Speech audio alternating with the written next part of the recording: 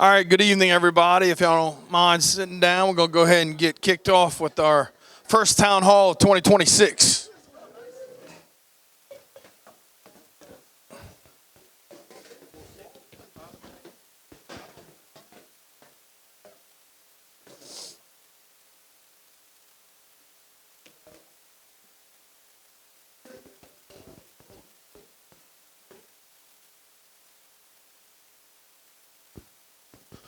All right. So I want to thank everybody for coming out. Again, like I said, this is our first Town Hall of 2026. Forgive me for being a little bit overdressed. I had to present to SCIA today with Parish President Mitch and LaFouche, so just came straight here and didn't get to change. So usually I like to be in some work clothes, a little more freeing.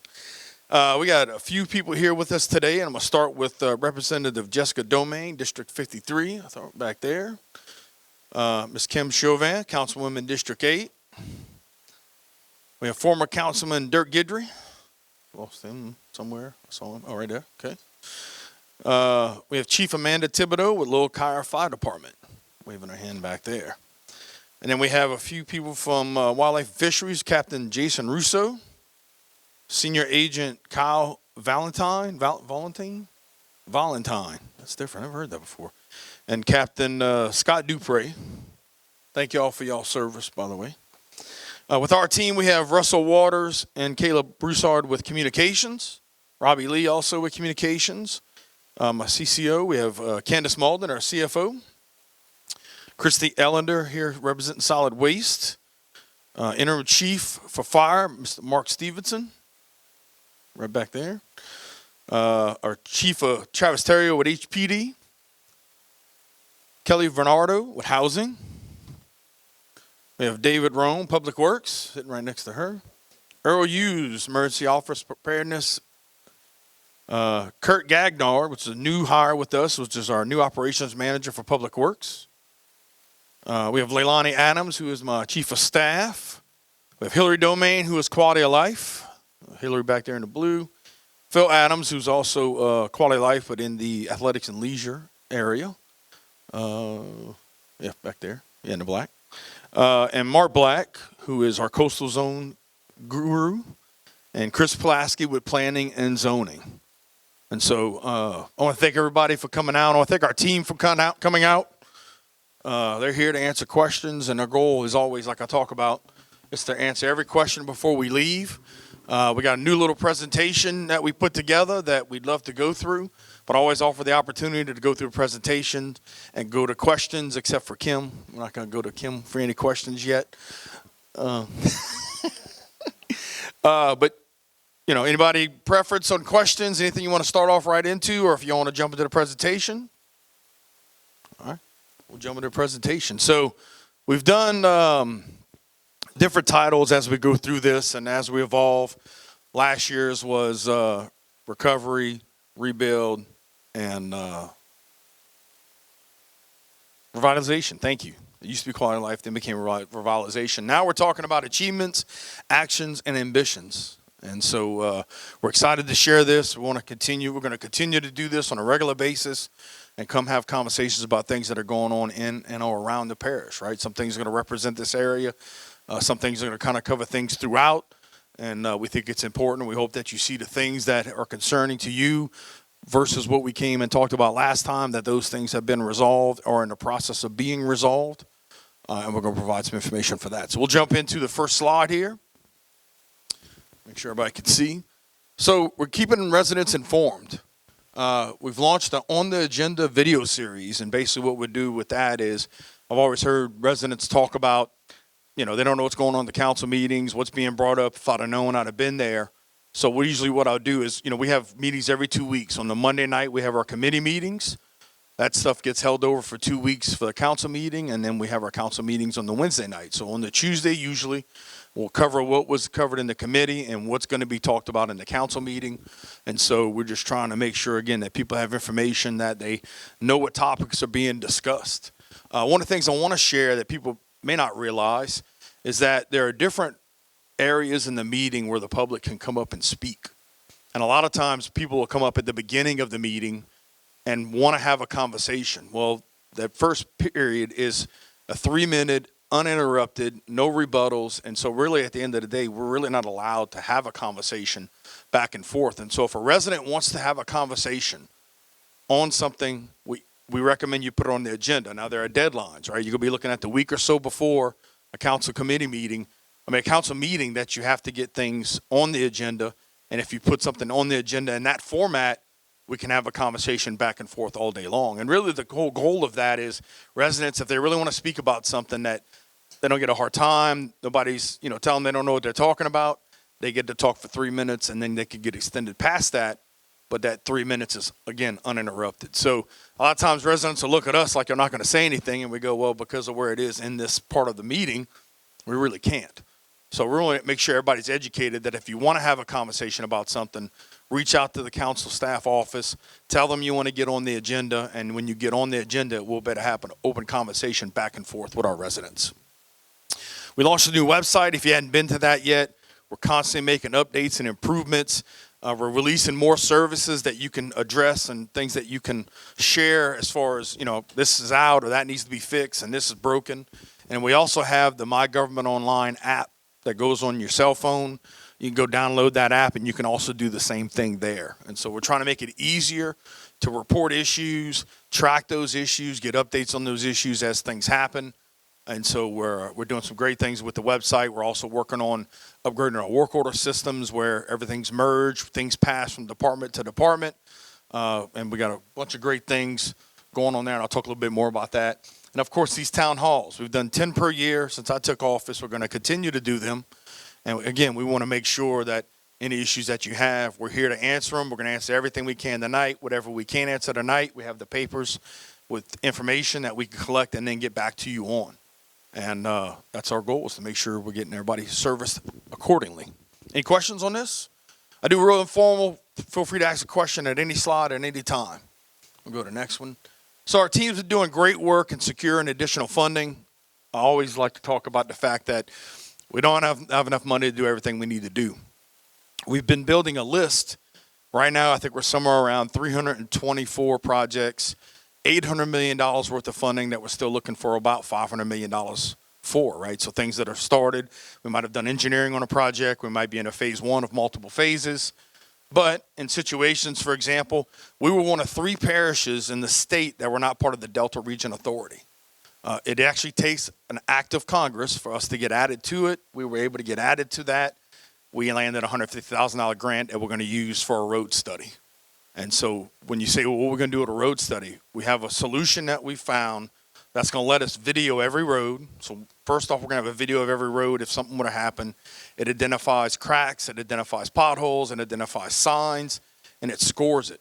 And then it says, hey, look, if I got, forgive me, I'm 600, how many miles of road, David? Yeah, 620 miles of parish highways, and they'll be ranked on which ones are the worst ones. And what we're able to do is take that information to the council and say, we got roads bad everywhere, but here's our top 10. And this is what we're trying to get funding to fix, by fixing those top 10. And so that is going to allow us to do that. It also identifies signs.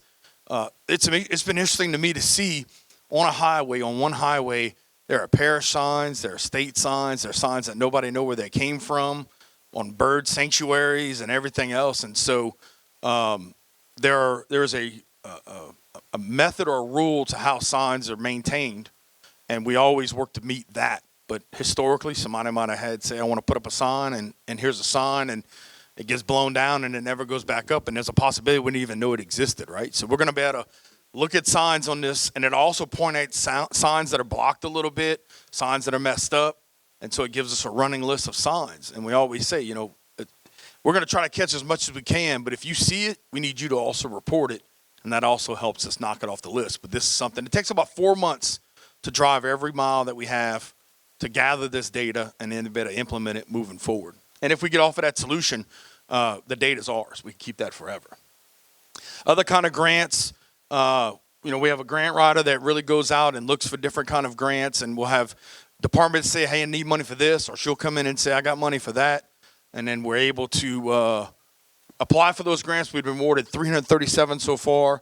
If we were to get awarded everything we've applied for, you're looking at about $5.6 million. And every little bit helps.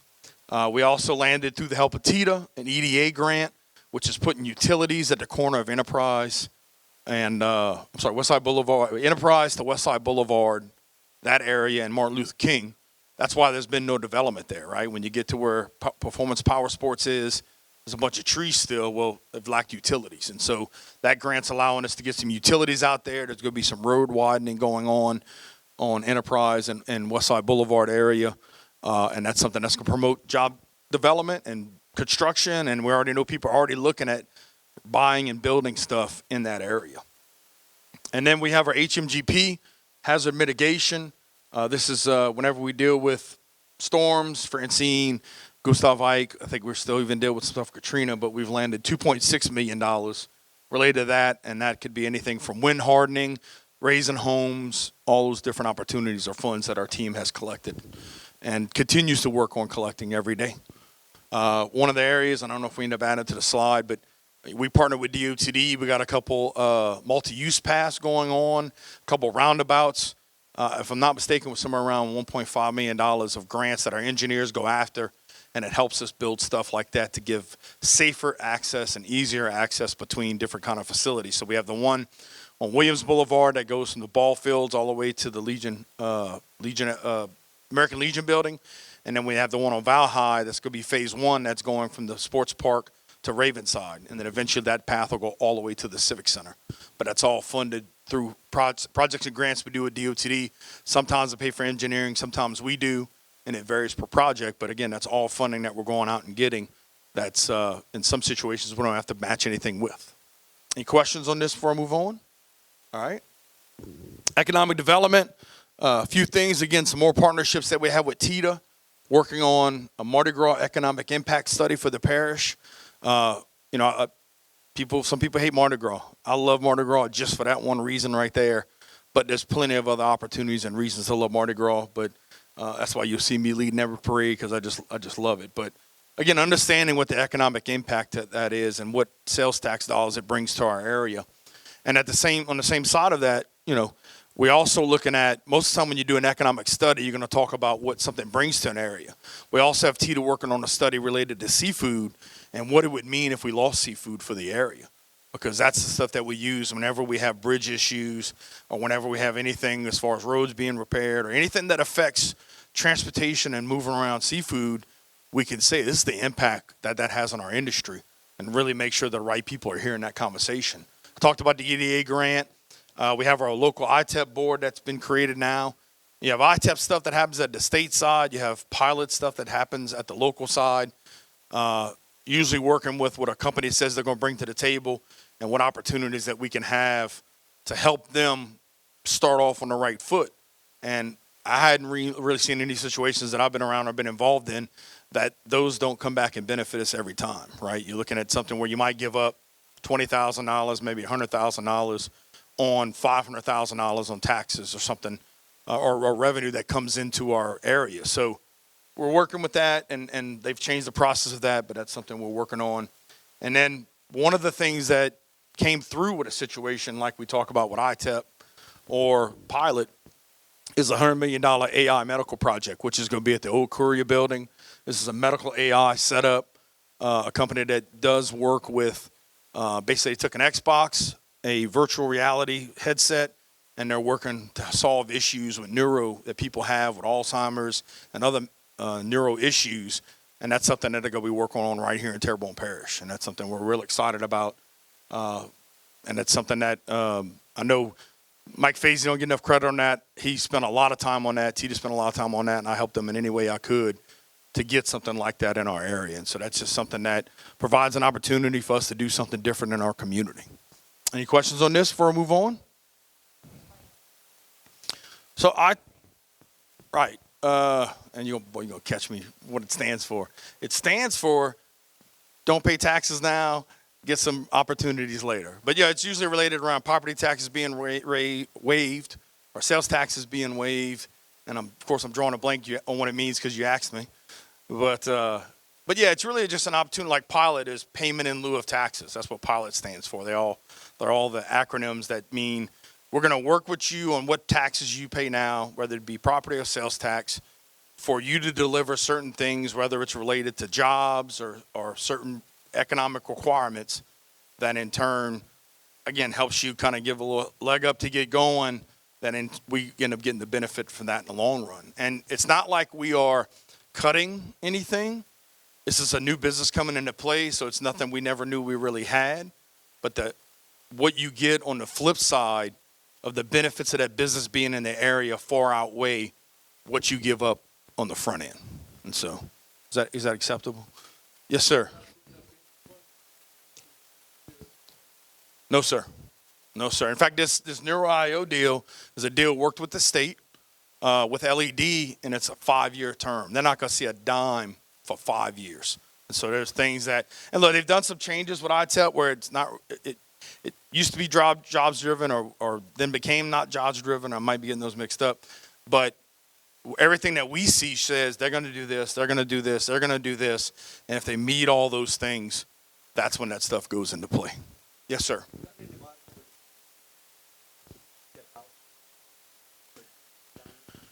So I could tell you that's one of my slides. I could go into that now. I could go that in a little bit. But it is a battle that we are definitely fighting. So you want me to cover that when I get to it? Is that okay? Okay.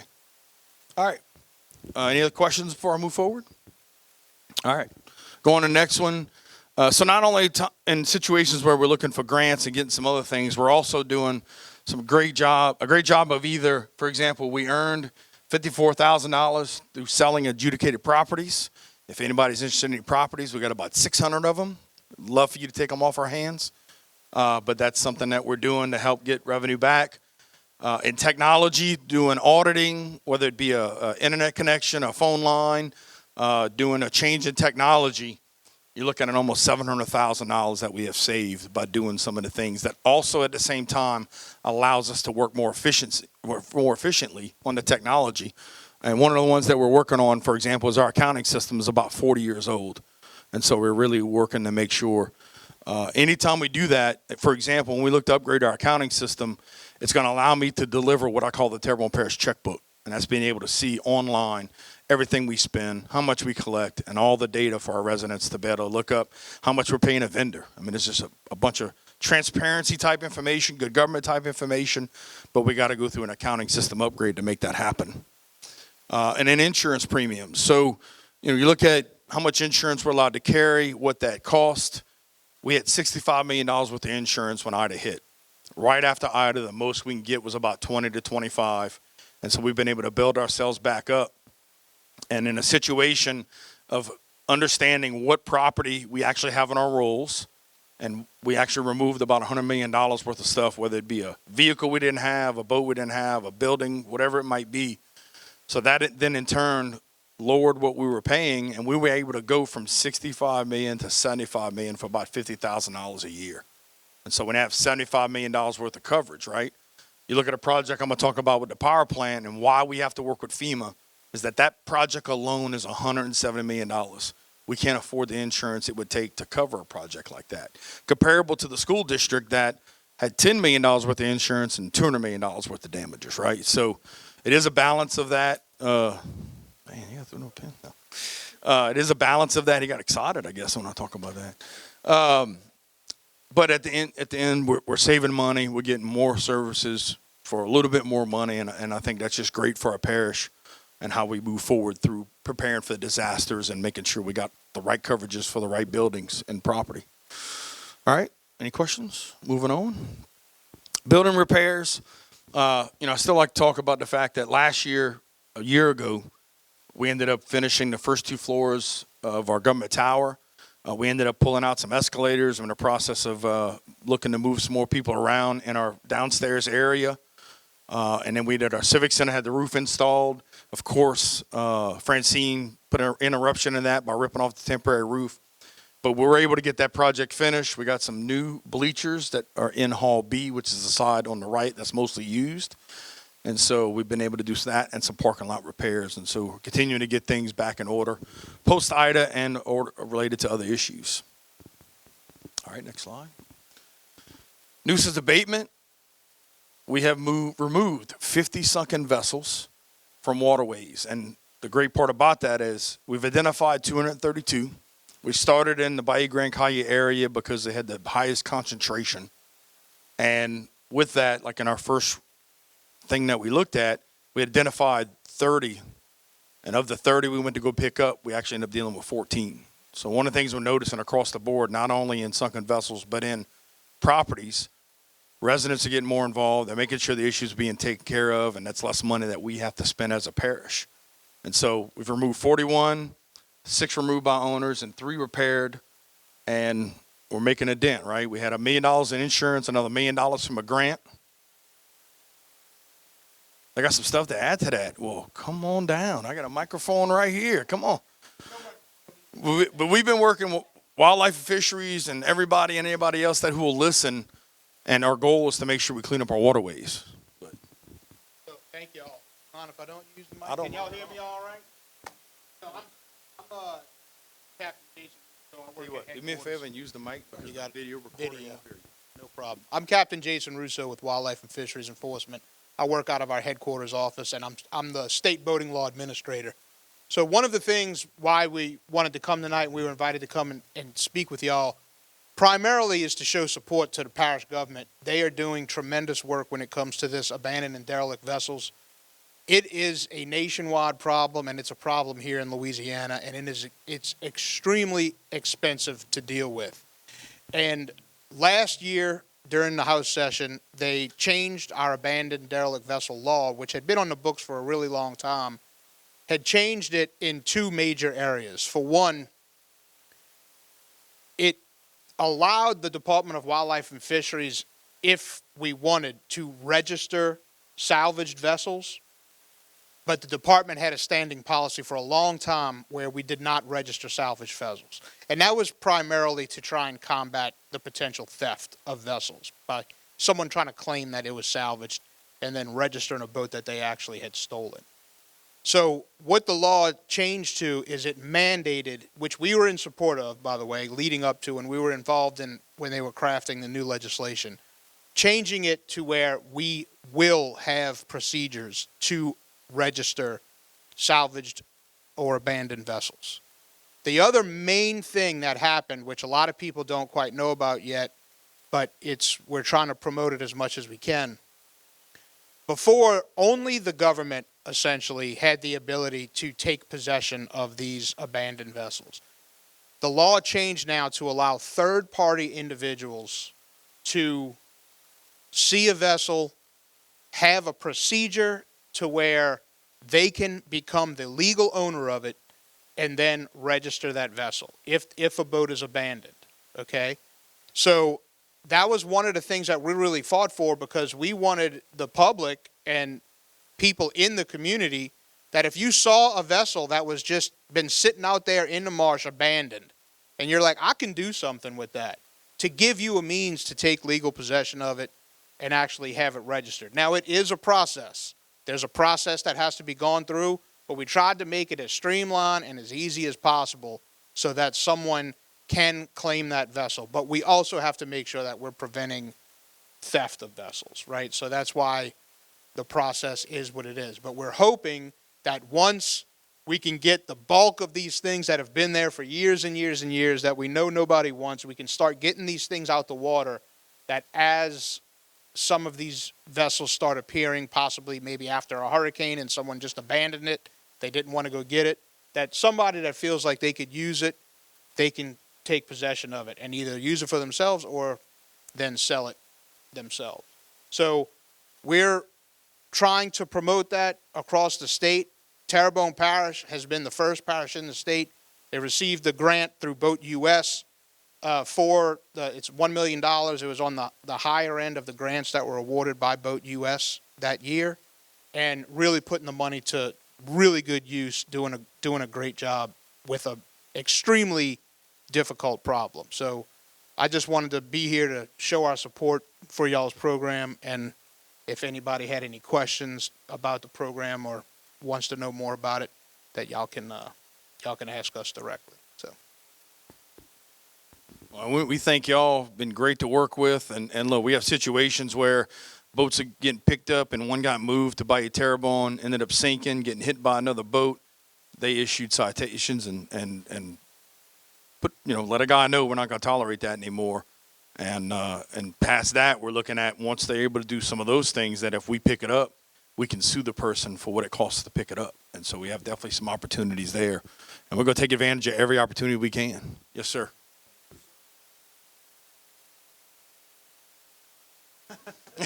So,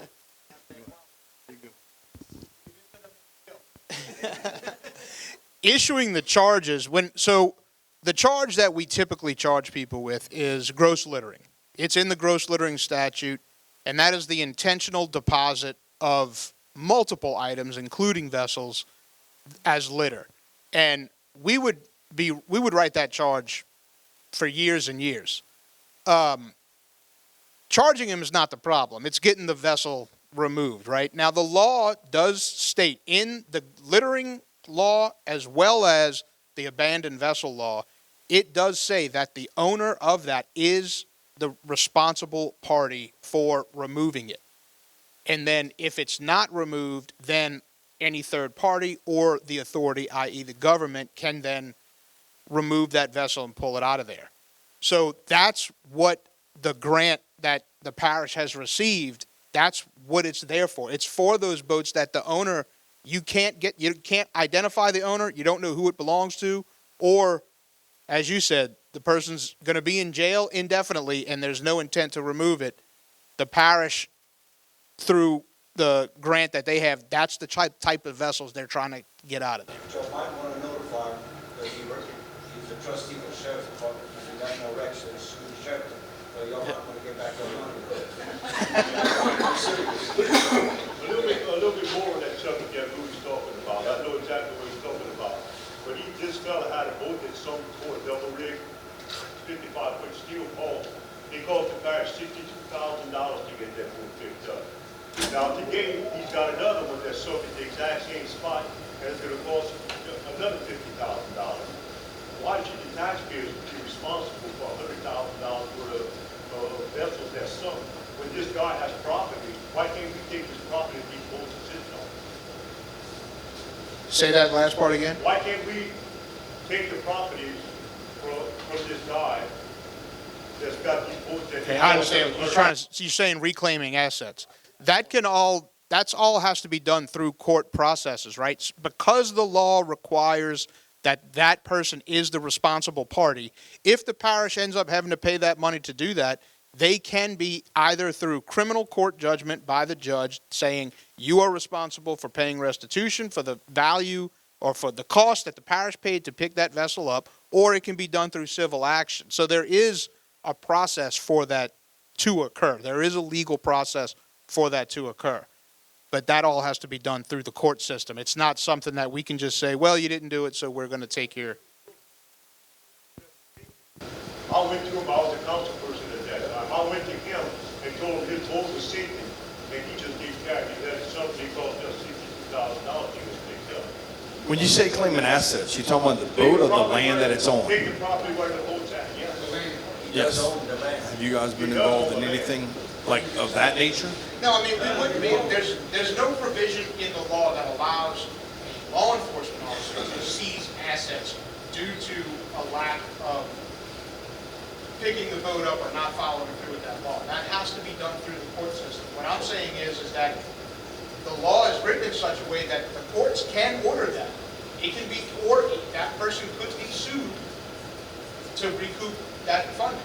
Well, it should be done, because why should these people in this room have to pay $100,000 when this guy was totally neglected after I went and told him the boat's sinking, and he just left the scene, you know? Yeah, if the parish spent money to recoup that boat and that person was responsible, the parish can file suit.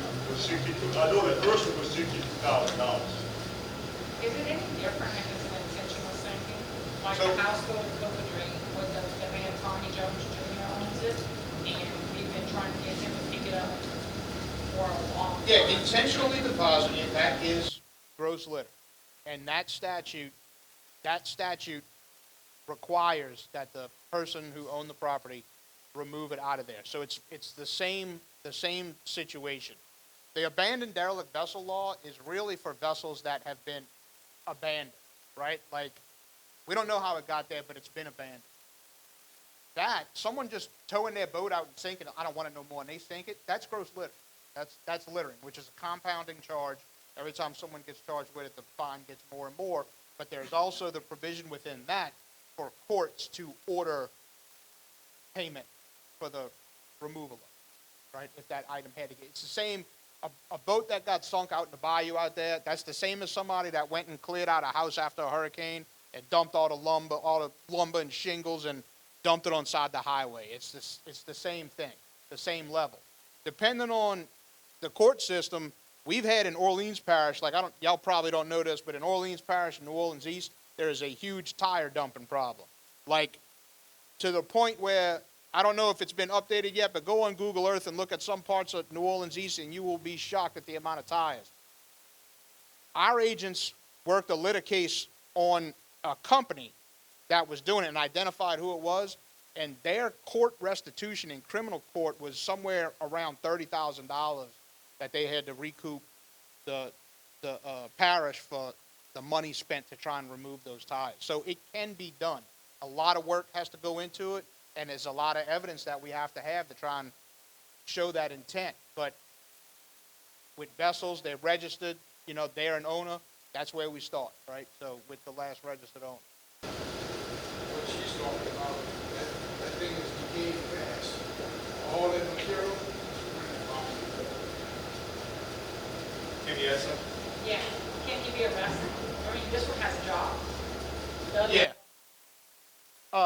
So it is a misdemeanor. It is a misdemeanor. So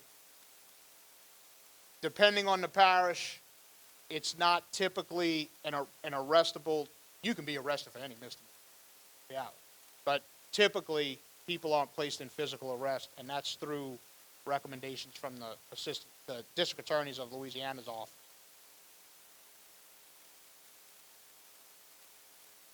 I'd have to check the exact statute to see if physical arrest is in the penalty of it, and that it's not a misdemeanor that cannot be arrested on. So I don't want to talk out of turn on that. To my knowledge, I can't think of ever making a physical arrest on gross litter. It's always a citation. But you have to look at, depending on what it was, there might be certain federal things that the person might be in violation of. If it's like leaking oil and stuff like that into the bayous, that's all Coast Guard regulated through through the feds, or Department of Environmental Quality. We handle that within the state. Now, this boat is sunk, the way it fell with the booms and rock. Now, what if somebody gets this? Who's the responsible? The person who owns that property is going to be they'll be civilly liable. So if they ever get out of jail, they're probably going to be bankrupt, or whoever can sue. So that's a civil matter that. I don't think he knows what you're going to look like. So let's go back to the grant situation. So there's grants available to remove this property? So, This abandoned property that's so we had two funding opportunities, one being insurance related to the storm, and then we applied for a grant, right? There's some other grants we applied for that we didn't get. Again, like he talked about, this is an issue across the area. So we're working on about $2 million worth of funds. And, historically, we're working to get stuff picked up and get it removed. At some point, we're going to work through that funding. And when we work through that funding, there's definitely going to be a heavier concentration around, again, we do this, you got to cover the cost of it. We're going to sue you the whole 9 yards. And so, through efforts to what it takes to get permits and everything else we got to do to get the vessels picked up, we just said, we want to get as many as we can. Let's just go grab them. And again, we're putting placards, we're identifying stuff as it moves forward. As something new happens, it's in the new process, and we're going through and holding them accountable and doing everything we can. this no moving parts yacht that has sunk in the economy. That seems to be a big issue for the community and for boaters. How can we mitigate removing this property with the cooperation of the owner so everybody could be a win-win? So and I don't want to speak over, but my understanding is there's an open investigation right now. Yes. So what that shakes out could depend on what happens with their investigation and maybe some things that are court ordered or related. But at the same time, we also work together to say we got to make sure it's not affecting navigation. And in some of these situations, the Coast Guard might get involved and some other groups. And so we've had, I feel like, a lot of great conversations have really made progress of how can we work together and how can we do everything we can to get the boat out the water in the first place. And I want to say we got an estimate on that, and I'm drawing a blank on the number, $157,000 for that particular property right there. So It's an extremely, sometimes it's hard to really think about. This is an extremely expensive endeavor, not just here in Terrebonne Parish, within the state of Louisiana and within the nationwide. This is a problem nationally, from the northeast to the northwest to the coast to the Gulf Coast. Florida has a derelict vessel program. They spend between $5 to $8 million a year. And if you throw a hurricane in there where a bunch of boats got mixed around, they could spend upwards of $10 million just on vessel removal. That's it. Now, Florida's a different animal. They have a lot more funding. Their agencies are a lot bigger that can handle this type of stuff. But a lot of people look at what Florida does. It is not easy, and it is extremely expensive. So this is a problem that's trying to be addressed. Ultimately, as everything does, it all comes down to funding available, trying to use your money very wisely. I can tell you from my experience dealing with the state as a whole, Terrebonne Parish is doing as much or more than any other parish than what they can do in this area, and is using the money that they receive through the grant wisely to take care of this problem. This is a monumental problem. It really is a monumental problem. Kim, you had your hand up again? Said something about cooperation from owners. That is the problem. They do not cooperate. The guy talking to me here. I've been begging him, literally begging him to come get his junk boat out of the bayou. And now it's going to become a hazard to the commercial fishermen. You gotta get in the area, travel, recreational fishermen, and shrimpers. It's going to hit everybody. So the problem has begun is that he could care less because he doesn't live on this bayou. He doesn't have anything here. So I brought it up to Jason, and they put things together. They did their part. They brought in smaller fishing. I have literally begged people to arrest me. What about a lawsuit? Who would be the body that would have to file a lawsuit? Whoever was financially distressed from the situation, meaning if the parish spent the money to remove it, they would have to Whose sue property is that? Where it's located? Whose I property? don't know the property owner because what he did was he moved it from Where it is where right Mr. now. Cecil was, and he moved it across. But it doesn't matter, where is it now? It's across. and I Yeah, but don't that's know- what I'm saying, whose property is that? I don't know. And the problem is, even if if we know the property, technically it'd be almost illegal mooring also, right? Like the property owner, if the guy middle of the night brings it over there, drops it down, that guy wakes up next morning, he's just as mad as the rest of us because, and technically it's in the water, not on his property per se. So again, we're working through this. I definitely see there's going to be an opportunity for maybe even some new legislation and other ways for this to be addressed. And again, working with each other. And then I know Ms. Domain had done some legislation also. Yes, I don't know if you want to talk about that or not. Yeah, that's right. And so, again, it's issues are being found.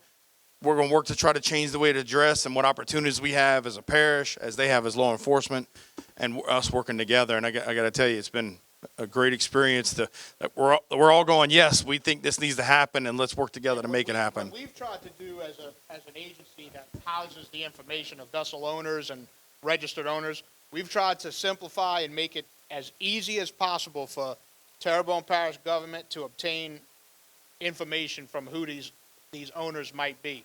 So we've streamlined that process to where at this point it's a phone call or an email and we get the information sent out. And then if it's something that looks like it's going to fall into that littering category, Captain Dupree, he's a regional supervisor over here. He assigns an agent to start investigating it from a gross litter standpoint. Trying to deal with these vessels that are long-standing and the vessels that y'all are describing, it's going to be a process. We're going to do the best we can to try and work together with the parish government to try and at least put a significant dent and to educate the public. That's the big thing that we want to make sure is that the public is educated that this is illegal, the intentional deposit or sinking of the vessels. You are responsible for retrieving your vessel if it does become abandoned or derelict or you gross litter. And more importantly, to empower the public when they see, because I know on patrol, I've seen a few of them out there where I've been like, man, I could use that boat, right? There are a handful out there. I know they don't all fit that category, but there are a handful out there, and it's to say, hey, you want to put the effort to get that boat off the marsh and get possession, here's the process that you can do it. We're going to legally title and register that vessel, and it's now your property. So we want to try and get that message out there and to let y'all know that that's a possibility.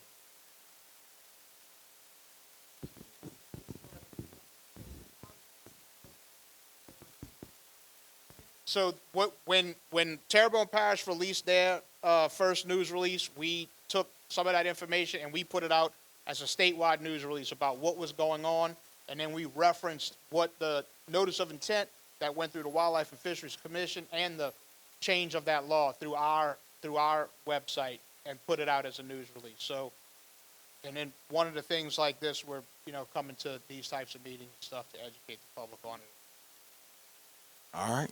Well, thank you very much. Appreciate y'all support. And so you can see groups working together, working to get things handled.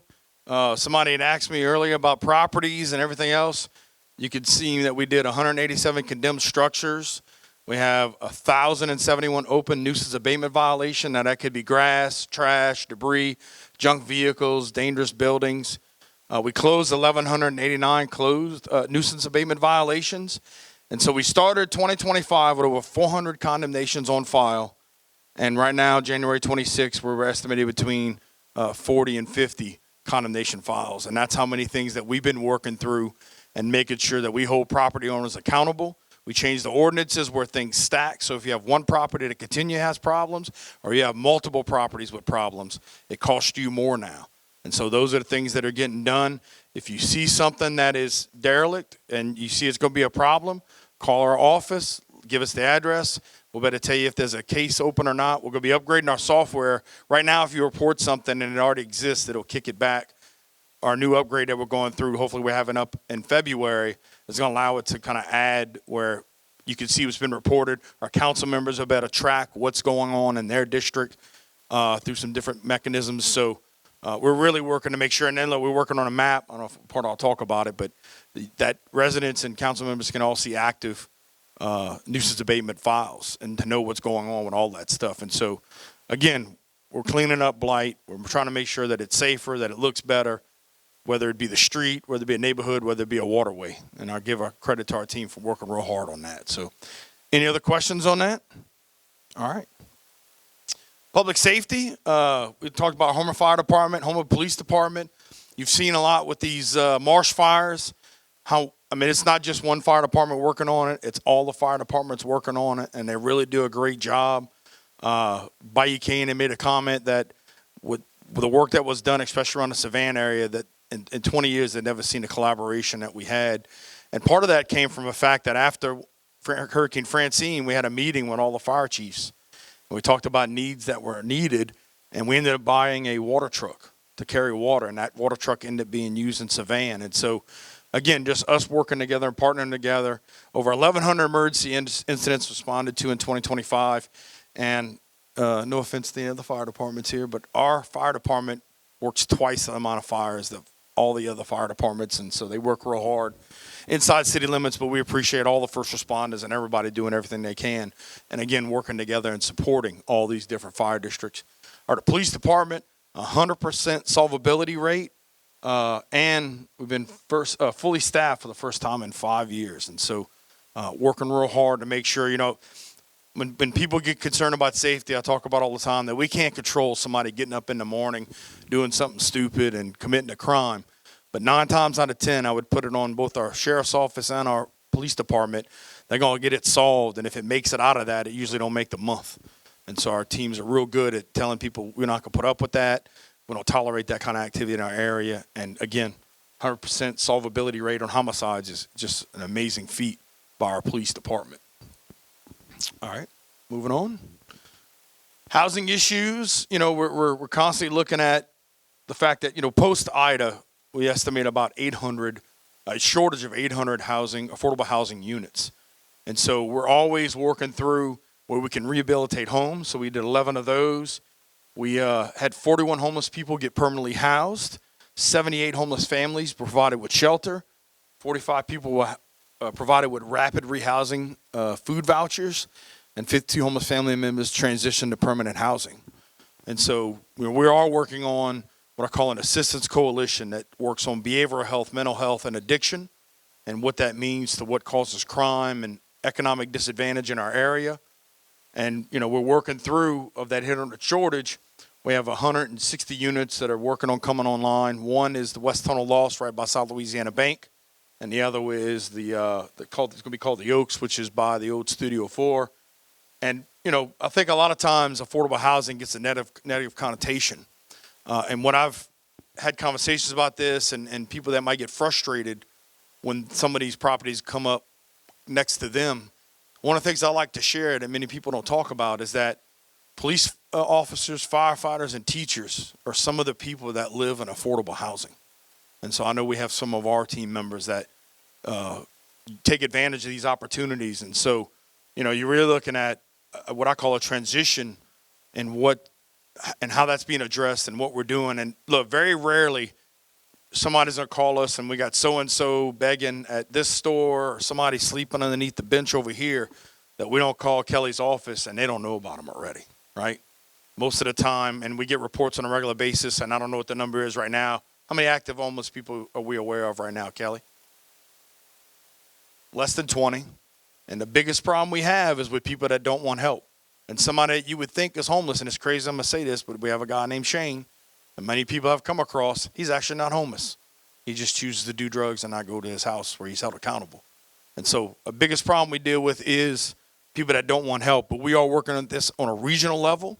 We brought in everybody that intakes somebody that relates to any of these issues. We found a gap in the situation to where when somebody goes to jail or goes to the hospital, that's a lot of times where they lose that follow-up, staying on their medicine. And so we're really working with, again, all the hospitals, all the different groups like Star Corporation to help identify, share information that so-and-so showed up, and I think you're managing their health, make you aware of them, keep them in line, having people help them with transportation to get them where they need to get, and really working as a collaborative effort as a region to solve these issues. And so I just really want to commend everybody for really coming together. It's been a little pet project of mine, and it's just something that, when you look at New Orleans spending $250 million and not making a dent, and places like Seattle and Portland spending $1 billion and not make a dent, I believe that we can do something different in this region, in Terrebonne Parish, to really help those that need, identify why somebody is homeless, why somebody's on drugs, and help them get the help that they need. And working through all that. All right, next. Keeping our parish clean, 3,660 pounds of litter collected from parish bayous. We instituted a deal for Mardi Gras where we put orange fencing along Bayou Terrebonne, that we try to do everything we can to stop the trash from getting in Bayou Terrebonne. And then we got a couple bridges that we capture. I think we ended up picking up 33 bags that stopped from getting into the intercoastal during Mardi Gras alone. We have almost 75,000 pounds of litter collected by our litter crews. Almost 800 tons of debris picked up by our grapple trucks. And our tractor crews have cut a total of 7,000 miles. And so, again, we're just trying to do everything we can. The point I like to make is all this money we're spending right here, again, when people talk about, I wish somebody would pick up their vessel, I wish somebody would not litter also. We have areas that will go pick up litter, and then the next week it's just as bad. And so it takes all of us. We have instituted, I'm going to talk about this in a little bit, oh man, I'm drawing a blank on the name of it, but the DA, where we pick up trash anyway, where if you get caught littering, you go pick up trash to fix that. And so that's some of the things that we're doing, working with the DA and the sheriff's office to make sure people are held accountable. All right, next slide. Utility infrastructure. People in Chauvin might wonder, what does it mean for our power plant and utilities that we have inside city limits? They run the power plant, well, I'm sorry, they run the water plant, they run the hospital, and they run the airport, right? All things that are beneficial to everybody within the parish. And so we've done an upgrade from wood to steel poles for our transmission line that comes from energy. We have a 40-meter API pilot program where if there's situations with meters that we can actually electronically do things with those meters, it saves on labor and people having to go out and touch things where we could do things electronically. We did a 50 megawatt transformer for plant substation. I think I'm saying that wrong, but MVAs. We're working on fault indicators to distribution systems. So, whenever we have a problem with a line, it might be the 10th pole down. Well, we're working on little fault indicators that go to the top of each pole that you can look down the street and be like, I see it's pole number 8.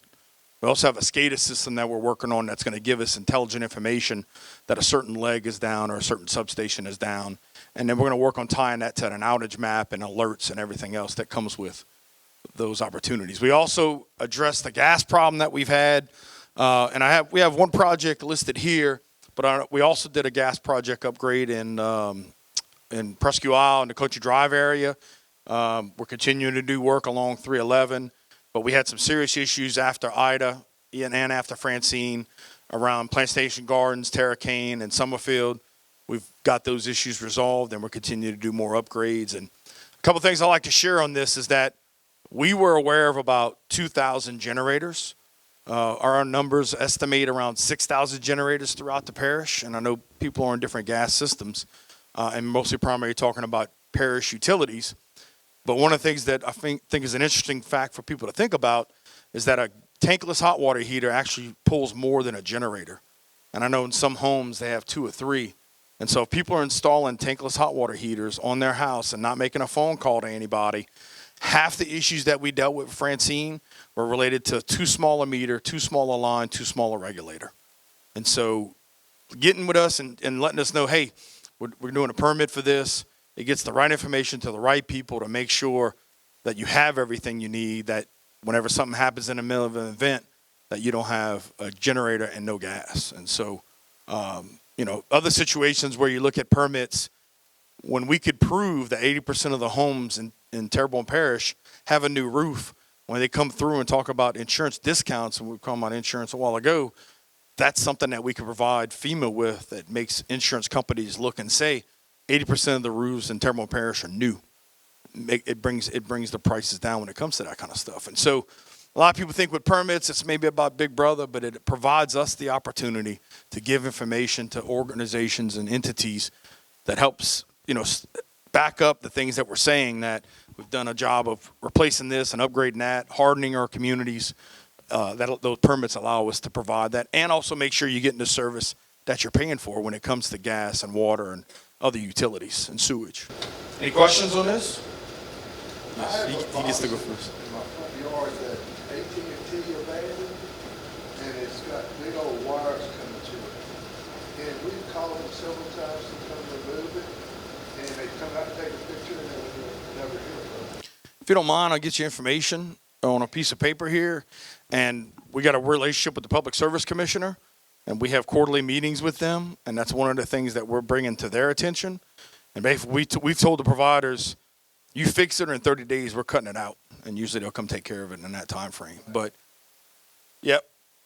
But, yeah, if we get the information, we have our papers that we'll get your name and number, address, and we'll get with our Public Service Commissioner and work on getting that taken care of for you. Yes, ma'am.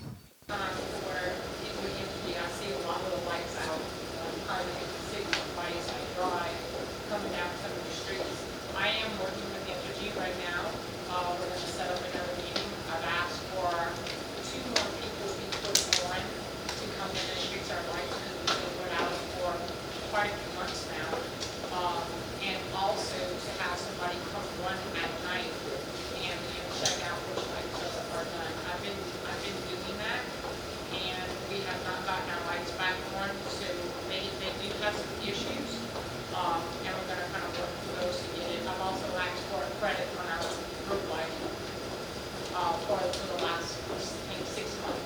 Kim and I have been in some conversations. There's a few things that we're looking at with tracking things through GPS and a few other things that I think will provide us some opportunities to really hold them accountable. And so as we have some things happen here, we'll release some stuff hopefully sooner rather than later that says we're going to hold them accountable. Yes, sir. When you've been in touch with energy, can you get with them about what was needing acceptable forward? Thank you. Oh, they got, you know, from here to Public Grid, they used to be straight out real bad, they got tension on the top. Tension on the top, the one by my house, that power in my house is almost over 45. It's been like that since time. Energy keep coming and marking the telephone pole, but they don't come back. Yeah, and that's what we're looking at. We're looking at some opportunities to hold them accountable, and through Kim and I working together and having conversations with energy. Right. No, we agree. Look, it's very frustrating, and we understand because look, we use energy because some of our pump stations, you know, we're dealing with sleek. We deal with all of them also, and that's why we're doing things with Public Service Commissioner and directly with energy. David Arome, his wife is our representative, and she's been great. But I know there's things outside of her control, and so we're working to make sure we let them know what's going on, and that we definitely look to hold them accountable. So, all right, moving on. Recreation projects. We really concentrate a lot on safety throughout the parish, right? So we have our risk management group, same group that works on the AT&T boxes. That, you know, they've been going out and doing inspections. If we see an issue, we report it to the rec district. The rec district has a certain amount of time to resolve it. If they don't fix it, we go fix it. We bill them for it. And so that's some of the things that we've been doing throughout the recreation districts. We implemented a zero tolerance policy. Unfortunately, we had a situation not long ago with some parents not knowing how to act. Now, whenever parents sign their kids up, they have to sign, and they're going to act right. And if they don't, they leave. We kick them out. And so that's something that we're really working towards. And look, there's been conversations around the All-Star program that got discontinued because people didn't know how to act. We implemented this zero tolerance policy to hopefully bring that back. We know how important that is. When I was young, I played TPR and I was on All-Stars, and it's just an amazing experience. And it's just a shame that some parents are going to ruin that for kids. And again, we had an incident within the last month of something like that happening. So, you know, we implemented that. We're letting people know we're not playing when it comes to that kind of stuff. And my rule's always been we should make them come back and umpire if they complain too much, but I don't know if we want bad umpires that much. So, and then we had 11 parks that we took over in the parish to better serve communities. One of the ones I'd like to talk about is the Air Base Softball Complex. That's something that I'm working on making the Bike Country Sports Park of the East Side. We have some property that we could do some with. We have master plan. Ms. Domain got us some funding to put some bathrooms outside at the splash pad, you know, and so it's important to us that we do some things. And we got the airbase market going on now. Like, you know, I get people say all the time, man, we don't care about the East Side. I grew up in Berg. My dad lives on Evelyn on the East Side still. We want to make sure the East Side and down the bayous get just as much love as the city and the West Side and the North Side. So those are things that we're doing to, again, continue provide opportunity. We have some corporate partnerships that we're doing with some organizations like Oshner and CIS to improve parks. And so you're going to see a lot of that. We got some program income coming in that we're also going to spend some money on these parks that we took over. And so you're going to definitely see an opportunity to that continual improvement of quality of life. Any questions? Yes, sir. The floor in the East Side Gym. If I'm not mistaken, that is Rec 11, and I know that we are working with them to make sure things that get fixed. And I think as I saw a note today that we're waiting on an update on some of that. And so, you know, we're definitely looking to make sure that everything, they got the FEMA money for it, that they take the FEMA money they got and they repair that. We took over the Tony Cavello parks at the airbase, and we're in the process of fixing those because they've gone this long without being fixed. So between us and the council to do everything we can to hold the rec districts accountable. And basically what happens is if they don't do what we need, we go to them. They're going to help us make sure that that stuff gets done. So, all right. Any other questions? All right. Moving on. Government efficiency. You know, when you look at different standards or different people not knowing what they need to do or not being clear on what they need to do, that's something that I worked on when I got here. We're 2 years in. We made things measurable. You know, instead of call the resident as soon as you have an update. Instead of saying just Call the resident as soon as you can. It could be a week. It's call the resident by Friday. It's really laying out, making everything measurable on everything that we do. We migrated to Microsoft Planner. That's how we track tasks and projects. I go on my phone right now. In fact, somebody had a question about the Boudreaux Canal Bridge. One on my phone went to Planner. That's scheduled to be let in July of 26. Now, let is bid. Hopefully that date don't move, but they're telling us they're going to bid in July of 26. I was able to pull that up on my phone right here, right?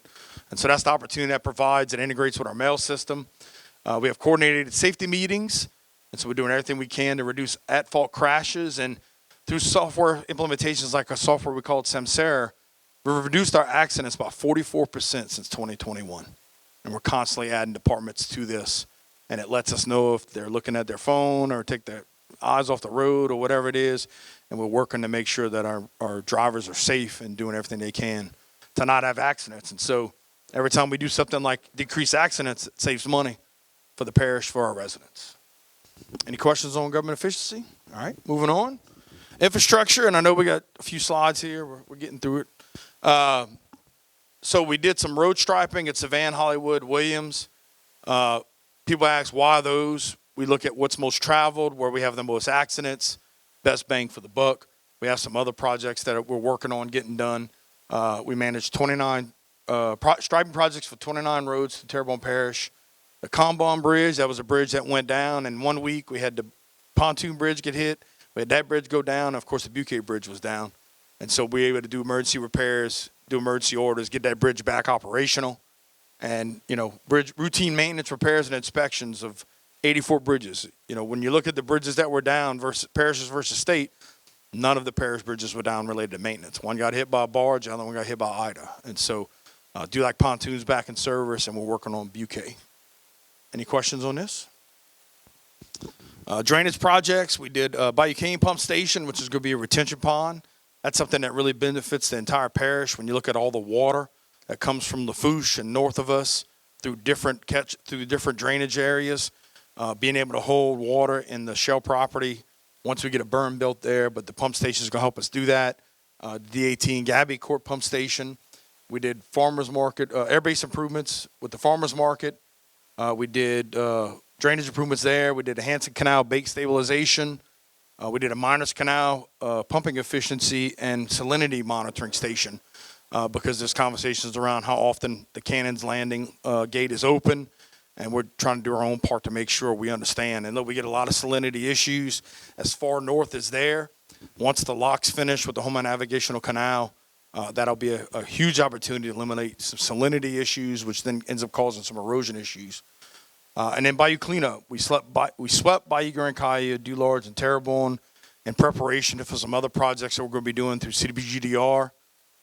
And we actually, I'll talk about something in a little while here, but again, just really working to make sure water's flowing where it needs to, that things are clean, that waterways are healthy. Moving on. Yeah, kudos for removing the fallen trees in Bayou Black through town and cleaning, all of that up, because that bayou is filling up. Yes, sir.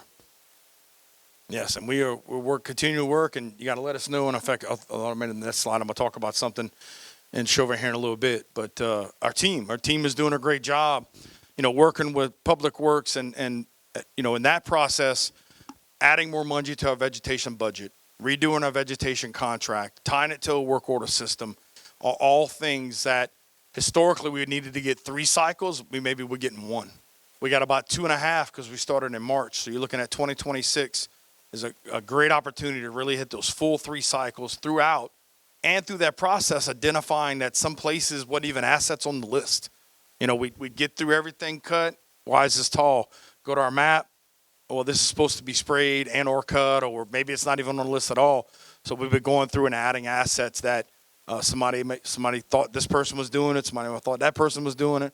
We're now making sure it's identified. I tell people all the time, I've talked to all our council members, you see any tall grass in a ditch anywhere, please let us know, because it might be something that just maybe isn't on a list, got knocked off a list. Maybe somebody checked it off saying they did it and checked off the wrong one. But working through all that, we've definitely been able to get more bang for our buck when it comes to vegetation maintenance, both not only in canals and waterways, but on roadsides and everything. We took over 311. We took over Martin Luther King in the wooded area. and we're working to continually cut grass in situations where maybe the state does it. Well, the same people that work on cutting the grass are the same people that fix the potholes. So they'll be in the middle of cutting grass, they got a big pothole issue, and they stop. So the more we help cut grass, of which they pay us for, the more we let them take care of the potholes and get the things they need to fix on the road. Yes, ma'am. Some of the things that we run into is servitude issues in our area. Even in District 8, we have some issues where we can't go and cut the grass. Like our crews can't go and cut the grass because people have built on servitude. And they think it's the parish's job to come in, take the fence down, take the shed down, and then put it all back on top of it. And that's a big thing that we need to get across to people that it's not their job, but definitely the parish's job. Yeah, technically our job would be to take it down and then we would not put it back up. But there is a lot of situations where things are blocking us. And look, working with DOTD, there are a lot of ditches and outfalls that feed to bayous. And in some situations they say they belong to them. Some situations they say they belong to us. And so we're going through, and especially when we find something that's got trees growing in it and everything else, let's identify who it belongs to. And again, let's make sure it's on the list as an asset if it's for us, so we can take care of it. So as you see stuff, you see trees and ditches, you see ditches overgrown, please call us and let us know, because as far as we're looking at all of our systems, we've knocked everything out. And it's good to let us know we might have missed something, or something, again, we think belongs to the state, they think it belongs to us. You know, those kind of things. You go back, some of these books and records, go back 40 years, and you got to do the research on some of that. And while we're waiting, a lot of times we just go ahead and get it cut. So, all right, moving on. Everybody good? Community partnerships and coalitions. I talked about the Assistance Coalition, restated the litter abatement program, community service. We established a student internship program, and we hosted a boot visit. And that was something I was really excited about.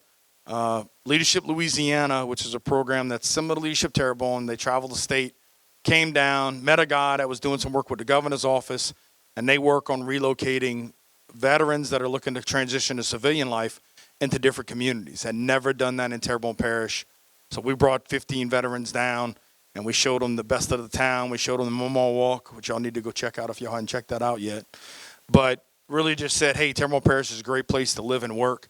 And we actually had some of those veterans look at buying houses and looking at moving down here. And so any opportunity we can to provide workforce, people for workforce, and to also look at the fact that this is a great place to live. And we've worked on stopping the outward migration, and now working on getting people to come back in and come be a part of Terrebonne Parish. Any questions? All right. Insurance reform.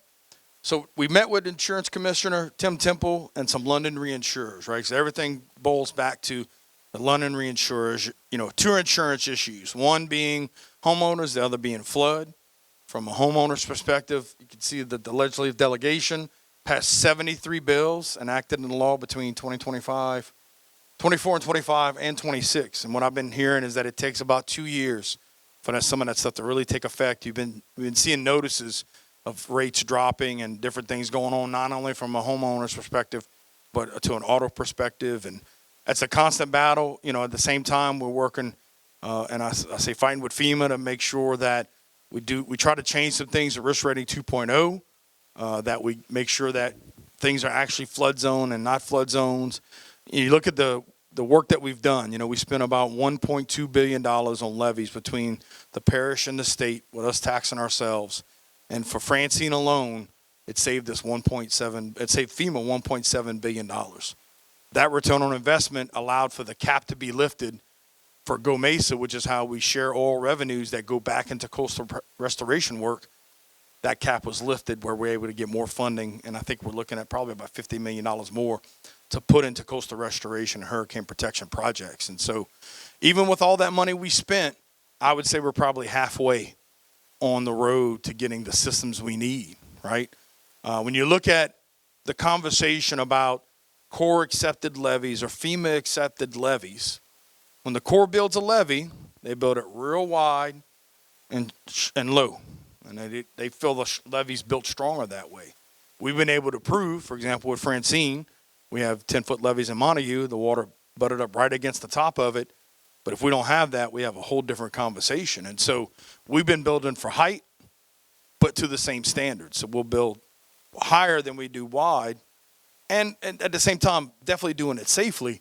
And so the goal is that when we get to being done, everything will meet the standards that it needs to.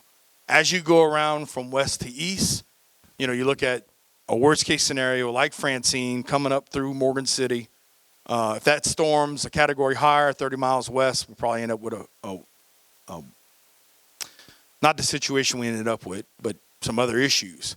But when you look around and we start at, you know, 0 around the intercoastal on the west side of the parish, and you come down around, you know, 6 foot, 8 foot, 10 foot, 12 foot, 13, 14, 15, when you get to the east side of the parish, the comparison would be for Ida, there was a 18-foot debris line on the levees for Ida and Lafourche.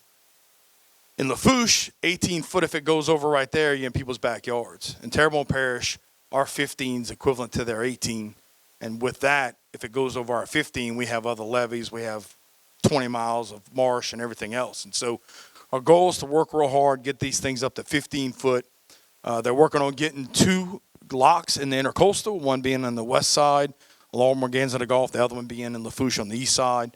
That if we would need to, we could shut off the intercoastal and the water that rises through there, and doing some different things to do force drainage throughout the parish. But again, when you look at all that, right now we still have a problem where water gets in people's yards. We don't have the water getting in people's houses. And with the lock being finished on the HNC, that's going to really provide us the opportunity to minimize water getting in people's yards, because we can't close the HNC, the Bubba Dove, until we have a named storm and an estimated 2-foot surge. Well, you get a wind blowing from the south for days, water gets pushed in, it gets in people's yards. And so once we have the opportunity to close it, we do. That's a day process to open and close. But now we're looking at, again, once we get that lock, hopefully in the next 2 to 3 years, that'll be a system that's always closed. It stops the water from getting people's yards, and it eliminates the salinity issue that we deal with that's also affecting vegetation and causing erosion and everything else. And so, again, a lot of great work done, a lot of great work to do.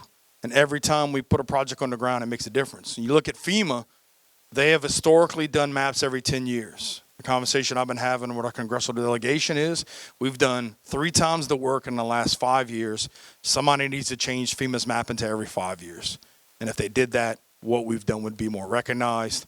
You know, they had a task force they built. We were hoping to get information coming out with that. I understand that's been put on hold, and we're working on getting an updated with that. But that task force, we had a meeting with all the parish presidents, talked about all the things we dealt with, right, wrong, or indifferent about FEMA and how things need to be addressed. And again, we're just working with our federal delegation and working everything we can to share information that FEMA needs to change the way they do some things. So we're hoping to have information come out sooner rather than later on what changes are going to happen with FEMA. And you know, again, that looks at things from a flood perspective. Here's the work that's been done from a homeowner's perspective, and you know, things like fortified home roofs, applying for those kind of grants, those opportunities. We had 0 residents in Terrebonne Parish apply for a fortified roof grant. It's $10,000 to make your roof fortified. We want to make sure that we're getting the message out that, hey, apply for it.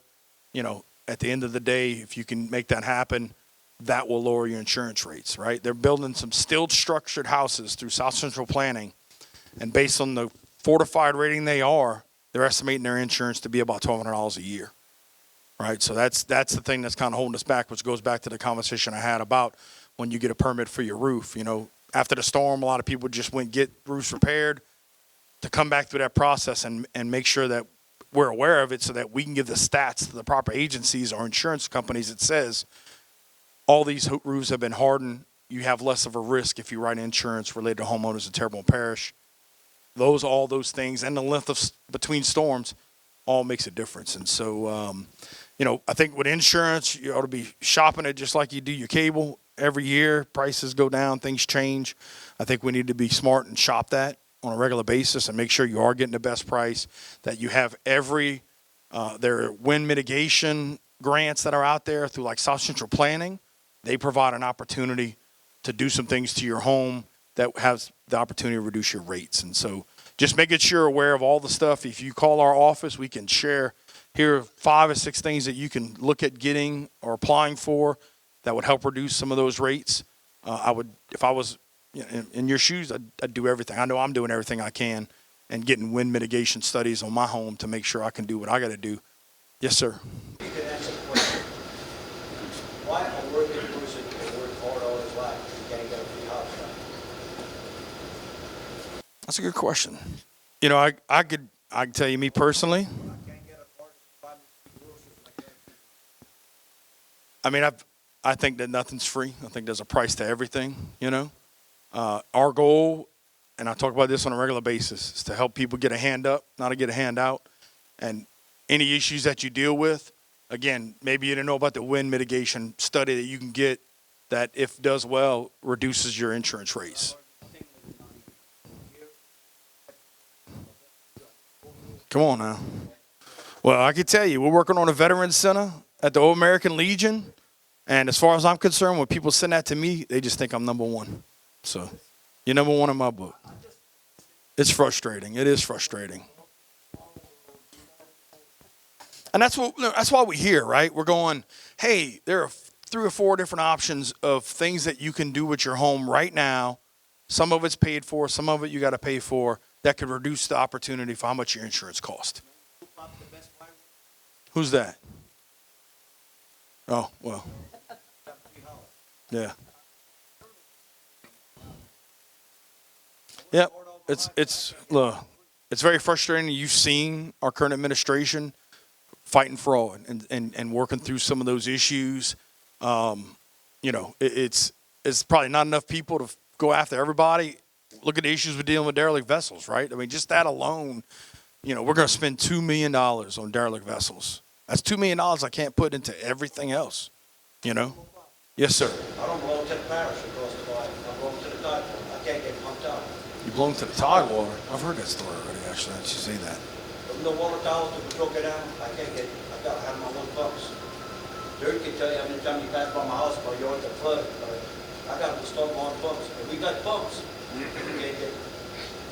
So I know we've had a conversation with that. I know Dave and I have talked about that. I'm not recollecting what we had a conversation about, but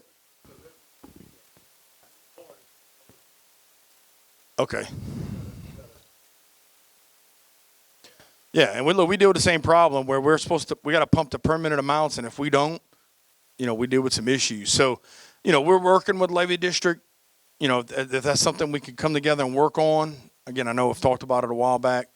I hadn't seen anything when the Levy District doesn't want to help people, and again, there's going to be situations. We're going through stuff right now where they maybe manage something, and we're going to take it over, and we manage something, they're going to take over.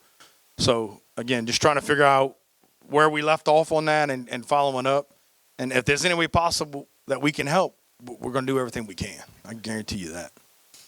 So, yes. All right. Any other questions on any of that?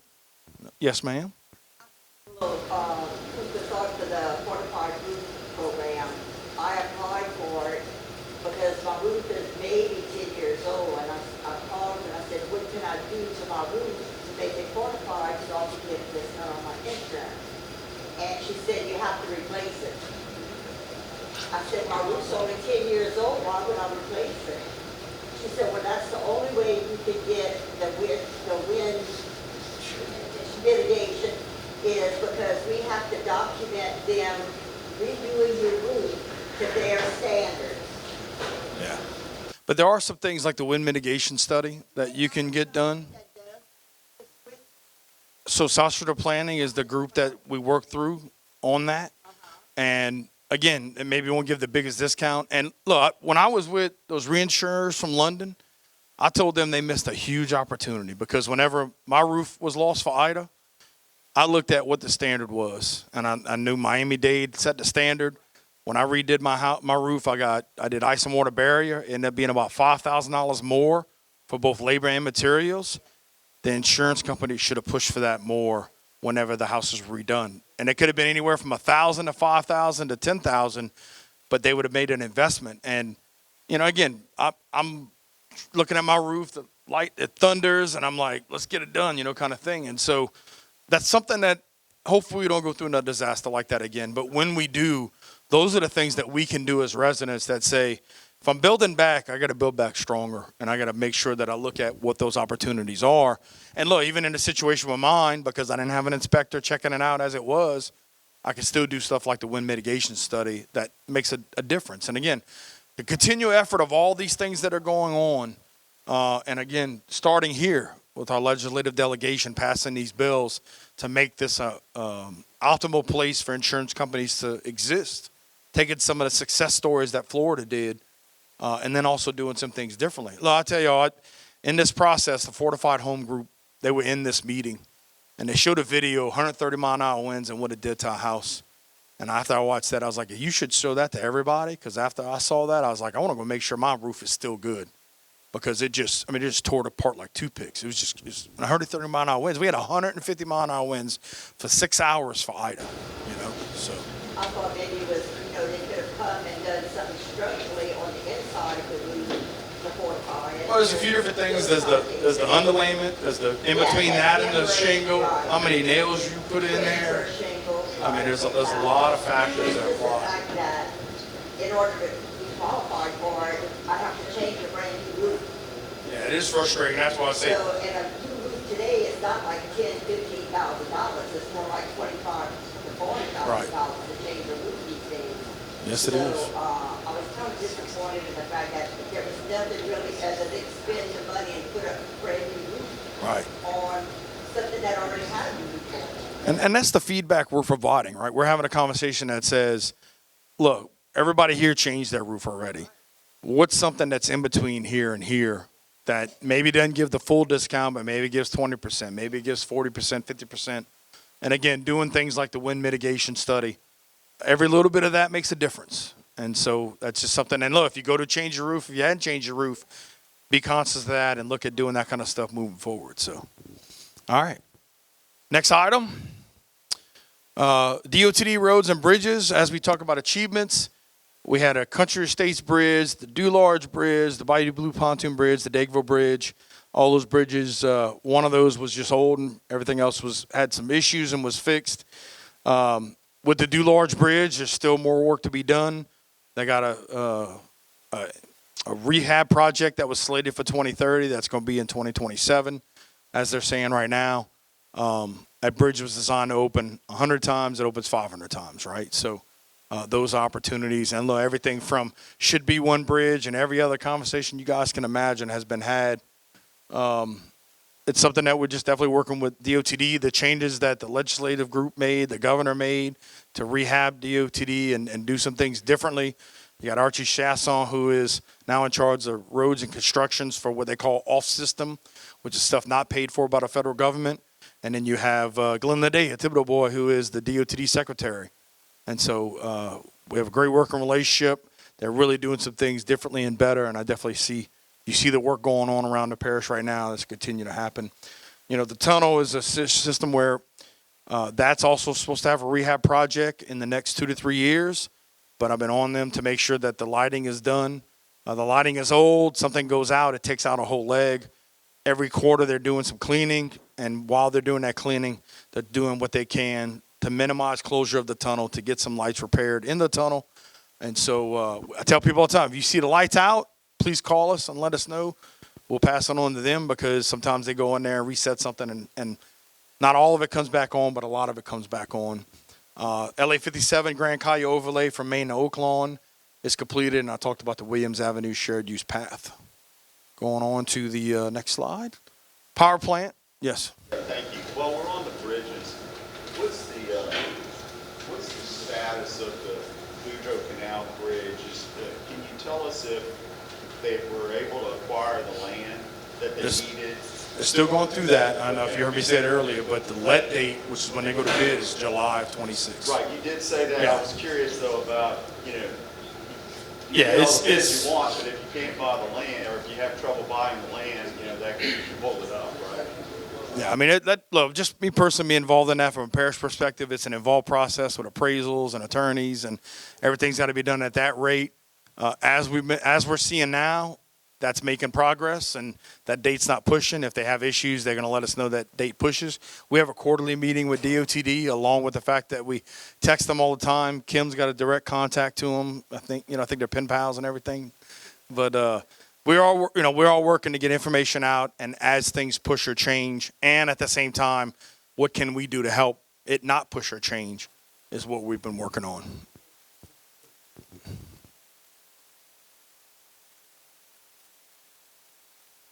So Highway 24, and I have to pull that one up. I know they're getting ready to kick off, as I understand, in March. They're going to be able to take it from Howard all the way down. It's going to get to Presque Isle, cross over, and then go down all the way to Burglar Highway, and then go all the way down the Burglar Highway to the parish line. My understanding is that whole thing ought to be finished this year. I can get that. I probably could look it up right after our meeting, and I could let you know what we have. But, yeah. And that's what we try to do. We try to keep track of all the things that are happening, what's moving, what's staying. And this is actually the slide before was stuff that's completed. I am going to talk about a few things that are upcoming. I don't know if that one's on there, but I'll double check if it's not. Power plant, we talked about, $107 million project. We have temporary generators. They're paid for by FEMA. And until we get that power plant rebuilt, of which we're getting ready to start demo in Q1 of 2026, to get everything cleared out and come back with a more efficient power plant with the opportunity to upgrade. With FEMA, we only go back to 80 megawatts, but the way this thing's being built and the generators we selected, we could bump that up with different partnerships and provide an opportunity to maybe even get double that somewhere down the road. And so we're in a 200 megawatt pocket of energy between Morgan City and New Orleans. And I got to tell you, not many parishes have this opportunity we have with our power plant. And I hate that it happened with Ida, but Ida did us a favor, because I don't know if we ever could have replaced that thing without Ida. And with us replacing it, we have the opportunity with the efficient technology to sell more electricity. And more electricity that we sell. Utilities is one of the few revenue generators, major revenue generators in the parish. It does a lot to offset police and fire costs. With us getting a power plant online and having efficient power, we have definitely an opportunity to do some things better and differently there. So excited to get this thing rolling. I can't thank enough our governor, Kristi Noem, and the president. Called the governor, hey, we need you to help us push this across the line. He made a phone call. It got pushed across the line. And now we're waiting. Now we're going to demo. So we're excited about getting that project going. Any questions? Infrastructure initiatives, UK Bridge, third quarter. That's still scheduled for that time frame. And we had checked it. We had fixed this earlier. Lashbrook is misspelled. It's missing an E. But the Lashbrook Lily issue is an opportunity that we use to understand what does it cost us to spray and or remove lilies.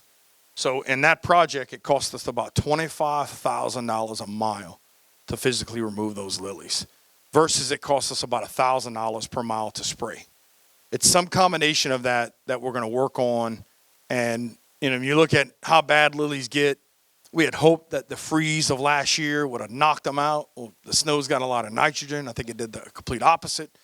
But at the same time, we do have to balance cost versus making sure the waterways are flowing and that drainage is not being impeded. But we're working on a meeting here soon that we're going to bring people to the table and try to work on getting that cost per mile down with technology that's similar to what we would use with sugarcane trucks and tractors and everything. And so, again, we're looking at ways to manage it, control it, get it sprayed back further earlier. So when you look at wildlife and fisheries, their budget, they're on a June, July, New Year budget. So they'd come back around to the following year and almost be out of money. So we've been having conversations about what can we do to make sure we treat that earlier in the year to knock it back in the swamps. Yes, ma'am. Jason, what happened to that company that the parish was supposed to be doing some dealings with that was going to come and remove the lilies and make some sort of... Yeah, that's Cynthia. They were working on getting some investments. They're in the conversation of creating a harvester. And so we're actually looking to see what can we do for a harvester for what they need versus what we can do to get rid of them, because they need a certain piece. It's got to be cut a certain way. How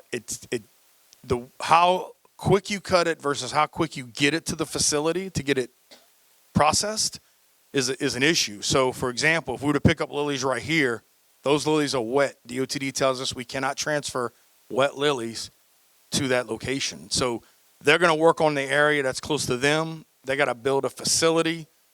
They're working on different products. So it started out with little potted plant holders. Then it went to OSB board. Now they're talking about horse bedding. But the boat that they started with to pick up the lilies is about a $500,000 vessel. So we're trying to figure out a way with companies that are in Terrebonne Parish to build that more efficiently, come up with some different solutions. And that's kind of the hang up they have right now. And again, working through investors. And so we're of the mindset that says, you know, in conjunction with what they're doing, if we could do something that benefits us both, great. But if not, let's try to get something figured out that we can do to help make sure we work on getting lilies out of our waterways as much as we can. So, but yeah, it's something TEDA's working on and constantly working towards. And we're going to do everything we can to make sure that they have a good launch pad to really make a difference. It was funny, at one point they were like, do you guys have enough lilies? And we're like, get in the boat. They're like, yep, I think y'all got enough lilies. So, but again, how that navigates around and how you get it from here to there is some of the challenges that they're going to have to deal with in that time frame. So, so again, Lashbrook getting us cleaned out. Again, we want to get every lily out. We see how much it costs, so we got to be smart in how we do that. And again, try to work on technology that helps make that process more efficient. We have a project to upgrade the lights on the Shriever Overpass, and I talked about the air-based bathrooms at the Air Base Park. All right. We're getting close to the end here. We're in actions here. Some tech initiatives. Accounting software, I talked about that. Our system's 40 years old. It was outdated in the 90s. It needs to be upgraded, and it's going to provide us some opportunities to do some efficiency and transparency. I talked about our SCADA system, not only with SCADA, and basically what that is, that makes dumb equipment smart, so we can see if a pump's on, if water's flowing, if there's an issue at a transformer station. We're bringing that, and I talked about also the My Government Online. Again, continually rolled out that you can pull your phone out, click on a map, report an issue, check the status of an issue. We're going to make a lot of headway in 2026 on that. Any questions? Moving on. Flood mapping. We talked about a little bit of this earlier, meeting with Mark Cooper, return on investment in the Morgans of the Gulf, working with the FEMA on the flood maps, lawsuits, you name it, task force. We talked about that. I'll move on. LA DOTD bridges in progress. I talked about, again, St. Charles to Howard. That does include a couplet. So from Grand Caillou to Howard is going to be one way, all the way on one side, and then one way on the other side. And that's something that, understanding in the next couple of months, will go online. Valhalla multi-use path, LA 24 overlay, Howard to Aviation, which is going to then extend to Presque Isle, cut across in front of South Terrebonne, and then go out there. And I'll check the other road. I'll check this road right here. All right, moving on. Bayous, we talked about the cleaning and vegetation removal we've been doing. You can see Bayou Terrebonne. We actually used a Hurricane Francine debris cleanup project to get that waterway like it looks, right? Healthier, water flowing. You're going to continue to see that same process through Bayou Terrebonne all the way to the parish line with some funding we've been having since about 2012, about $9 million. We adjusted the way that project looks to be able to use that money to get it all the way to the parish line. We're taking that standard. We're doing Bayou Grand Caillou and Bayou Du Large next.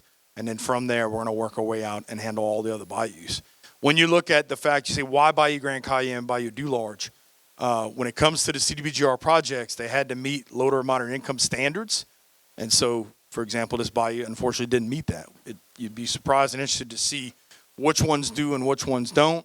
But we're able to take that funding, set that standard, get that stuff going to eventually get it done in every bayou. It's going to get done. We're going to work on finding the funding for it. And we just work through the money we get and how we get it to get it done. And I think I covered all that. All right. Moving on.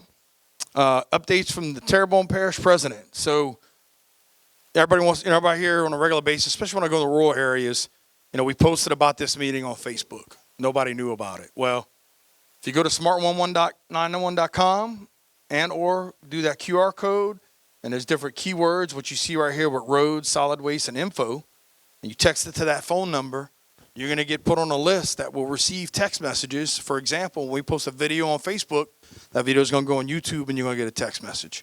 No different than when we have emergency alerts for tornadoes or flash floods, information on what roads and bridges are open or closed, what's going on with trash collection, is my garbage getting picked up on the holiday. You could sign up for these alerts to get these at your cell phone through a text message, and the same messages that we're putting out on Facebook. We want to make sure the message is reaching every resident. And if we do all this and you still know people that aren't getting reached out to or can't get the information, you let us know. We're going to figure out a way to get it to them also. And so we're really excited about this. Again, just plenty of opportunities to make sure all of our residents have all the information they need and get updates as things happen. All right, moving on. CBGR funding, I talked about this. This has been stuff that we've worked on, $117 million. Kind of a summary as we go through the process of going through applications, getting projects approved, getting projects kicked off. You're going to start seeing signs pop up to tell you what these projects are about. But, you know, as a summary, we got 4 drainage projects. We got 4 projects to promote business and industry, 3 projects to promote education, and 4 projects that promote resilient infrastructure. And so we're doing everything around the parish. Again, even something like the resiliency centers, working with the fact that we have a LMI district in every council area in every council district, and working with those council members to understand how they think we should address LMI, and then how do we partner with the rec districts, and how do we partner with the fire departments and everything else that goes on to create the communities that we have now, build on that, and make sure that our communities stay strong. And then we're also going to we're working through the software side of it, but there will be a public portal that you'll better go look at every project that's going on, the time frame of how long it takes to get it done, where it is in the process, and active updates as that stuff happens and goes on. So any questions on this? All right. Capital outlay. I look at this as ambition, right? This is a wish list of projects that we have partially funded, that we're looking for funding, working with the state, working with our delegation. I've had the mindset it's time to get projects finished. Capital outlay was intended to be a 5-year process. If they were to do every project in capital outlay right now, it would take 14 years. So we're looking at the fact that a couple of these projects on the top side of the list has $1 million here, $2 million there. Some of these projects we're working with CPRA on, for example, like the Industrial Boulevard Pump Station, getting that project completely out of capital outlay and looking to fund that through CPRA. And again, just doing things where we get some of these projects finished, get them moved forward, and looking to bring more projects onto the list. And so that's a process that is very involved. And again, working with our delegation, working with the governor and everybody that says, these are the things we want to get done. We all agree these are the things that need to get done, and we're going to work together to get them done. Any questions on this? All right. So upcoming, and I don't know if the one we talked about is on here. I'll get an update. But we have a roundabout at Val High, Hollywood. We have the Boudreaux Canal Bridge. Again, that's something, it's a $40 million project set to let in 2026. In our next DOTD meeting, which I don't know if we have a date yet. I thought I saw we had a date for our next DOTD meeting. We'll get an update of where they are and what problems they're having. And as soon as we have that, we can make sure that's shared with the community. Tunnel Boulevard patching and restriping. I talked about the tunnel quarterly light and cleaning. Again, we had one happen. We got another one coming up. There's going to be a Barrow Street overlay from Main to 311. Martin Luther King Boulevard improvements. That's one of the things I talked about when I was running for office, is how Martin Luther King is one of the most dangerous roads in the state, definitely in Terrebonne Parish. And DOTD is working on J-turns, medians, and everything else. Very excited to see that stuff happen, and working to make sure that our roads and highways are safe. Country Drive repairs, we're working on something right now. Hopefully we can announce soon to get Country Drive repaired between St. Anne Bridge and Klondike Bridge, of the issues that were caused during the Berg Bridge construction. So hopefully we'll have some information soon on that. And then the LA 315 overlay from Tommy Darcy to the water tower. So there are more. We just put a little short list on here, and I'll check the highway right here and where that is on the list before I leave. Any questions on this before I move forward? And I'll throw out also, and I was going to put another slide in here, didn't get a chance to do it. Next Wednesday, we're going to be going to council for approval of a bond, and one of the highways that's going to get repaired in that bond is Byside Drive. I said Boudreaux Canal. One of the other roads that we have on that list is also Prospect Boulevard, and so we had the opportunity to bond out some funds, and Byside Drive and Prospect are going to be 2 of the roads that we work on getting repaired and fixed. Once we roll that out and get that approval next week, and so that's one thing I want to make sure that I mentioned. And we got a couple drainage projects and other things that we're going to work on. But again, we're trying to spend the money we collect more wisely. We're working to be efficient with every tax dollar we collect, whether that includes doing software systems or whatever we need to do, or changing the way we work, and really relying. We got a lot of directors here tonight. I want to give them a round of applause, if y'all don't mind, real quick. We've tasked them with, tell me how to do different, tell me how to do better. tell me how to fix the issue we have, right? I tell them all the time, you bring me a solution to the problem, 9 times out of 10, we're going to do that. And it might be that 10th time that we don't, but I'm going to tell you why. And it might be because we didn't have enough time to make a decision, or I didn't get enough information. And that no could be a not now. And let's work on getting a yes. But I really got to commend our team for all the hard work, dedication, countless hours, and everything they put into. I mean, look, I tell them, y'all come here tonight because if they get to know you, it might be a little harder to yell at you, right? That's my little way of getting us to communicate with our directors and everything. But I would put our directors against anybody in the state. I really believe our team does a great job, and they make my job easy. And look, there's going to be issues that happen. I believe that success is built through failure. And there's some things that take longer than they should or doesn't happen the way you think it should. I can guarantee you that we have people that are hardworking and dedicated, that are giving everything they have.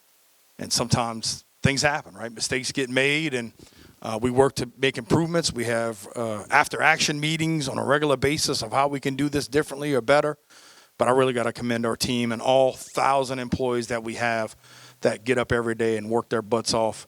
In a similar situation where they might not have water, might not have power, or might not have a roof, they're there, they're working, and I really do everything I can to shake the negative connotation that government employees get, because I can tell you we have a lot of very hardworking, passionate people that work in our parish and do everything they can to take care of you. So I appreciate y'all time. Again, I think time's our most valuable resource, and I appreciate you giving me some of yours. If you have any questions, I'll answer them here. If you want to pull me to the side and ask me after, welcome to do that. I'm not leaving till everybody's good. But again, I thank y'all for coming out and listening to us. Yeah, so the airport's been working on a couple of different kind of certifications through the FAA. I actually went up to D.C. last year and brought the airport with me because I wanted our delegation to know how important that is. There's definitely a lot of opportunities. They're going after some funding to be a test center. Christine Strickland's on that board now. She's the one that had the connection with North Dakota, who is our Chancellor Fletcher. That's really providing some opportunities. But, the governor knows how important that is, and everybody's kind of pushing forward. The next thing is to get this FAA test certification, and that'll be a big deal. And I really believe, between autonomous vehicles, whether they're air or water, and robotics, it helps industries like the oil and gas. It helps industries like the fisheries. That in turn creates a new industry. And so Fletcher opened up the aviation school through the CBGR work. They're training mechanics to work on everything with that. And we're having conversations that says, who's the major players? We got companies like K&B who do aeronautical machining, right? And aerospace machining. And talking to them and saying, what do we got to do to get your biggest company vendors to come move here? And so it's making progress. It's taking longer than it should, but they just hired a new director, who I'm a big fan of. Guy was a mayor at one point, so he kind of knows both sides of everything, but he's pushing real hard to get some cool things done at the airport. And 100%. And we're doing things with the airport to make sure we're working well together and making sure that our agreements are in place. We're working on right now. They've presented us an electricity opportunity for us to do some things through the power plant. We're going through some engineering on that right now and doing everything we can. The two biggest needs they have are electricity and water. So they're working with the water district on the water side, working with us on the electricity side of things, and again, working with the federal delegation. If they get this FAA certification they're working on, it'll be huge for our area. And even if they don't get that, there's a ton of opportunities. They're working on conversations around unmanned aerial vehicles right now at the airport and what it needs to support that. So we're definitely excited. And I don't know if everybody knows this. I'll say this.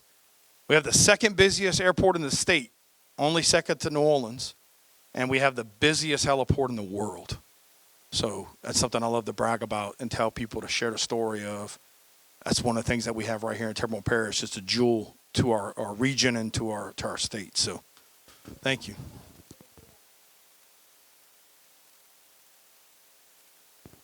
Yes, ma'am. We're all going to be up there. Hey, they need that $20 million and also getting the help from the federal delegation. So, yes. Any other questions? Yes, sir. All right. I hear you. So a couple things led up to that. One being that we were spending about $300,000 a year to recycle. And what we do is we had these bins located everywhere because early on we tried to get it where each person had a bin at their house. When we put that out, not enough people signed up. To start that process right now, a minimum you're talking about $2 million to do collection at your home. So we did what we felt was the next best thing. Let's put some bins out around the parish and collect that. And then somebody would come toss their crawfish peelings into that bin. And when they did, that entire bin is considered waste. So we were spending 3 to 4 times the amount to send trash or recycle items to Baton Rouge. And 80% of that gets sent to the landfill anyway. Right? And so to me, we have to be good stewards of your tax dollar. And through conversations, and we shared a video on Facebook. If you could check that out, please do. If not, I'll explain a little bit about it. But basically, it boils down to the fact that everything we send to River Birch is being processed and converting methane into carbon dioxide that they're using for food and beverage grade, and they're actually selling it. So we can guarantee that 100% of the materials that we send to River Birch ends up with recycling in a different manner when technically only about 20% of it was being recycled. And we were spending 3 times the amount of money, right? You're looking at 60 gallons of diesel, one truck just to get it to and from, and then just building from there on what it costs us to do it. Rescue out was deep, like 100 fire hydrants, and that happened around Christmas time. And waterworks came and taped it off, and dug a little ditch, so the water comes over on the street. It's still not fixed that you're aware of? Is that not fixed that you're aware of? Okay. We're gonna check it out. If you can, if you give us your address, 200 block of which road? I missed it. I'm sorry. In Presque, 200 block of Presque Isle. We'll get that written. We'll get that written down, and we'll give them a call and make sure that that gets addressed. So, but thank y'all for coming. Appreciate y'all. Any questions for Jessica before she leaves? Anybody? No? Okay. Yeah. Thank you for letting us know. We'll make sure they know and get that fixed. So, anything else? Anybody else? Yes, ma'am.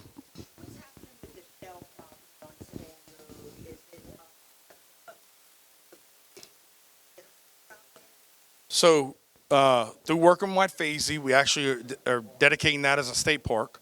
We're going to build a berm around it, which we're working on funding to get that done through CDBGR and some other methods. Once that's done, we got a recreation trail set up that's going to go on there. We're also looking at a few other different kind of opportunities, kayaking, cabins, and everything else. But the first step's to get that berm built so we can pump water into it and have it be one of the few retention ponds. Yes, sir. March 11th.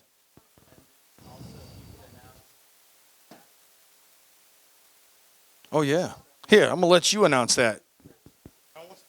Hey, before everybody heads out, just to let y'all know, and we have a tree board member here present too, Miss Connie Burke. This year is the 20th anniversary of the parish's tree giveaway, and it's going to be this Saturday at the library, at the main branch library. Registration starts at 8. The giveaway will start at 9. But to celebrate 20 years, we have 400 trees that we're going to be giving away instead of the usual 200.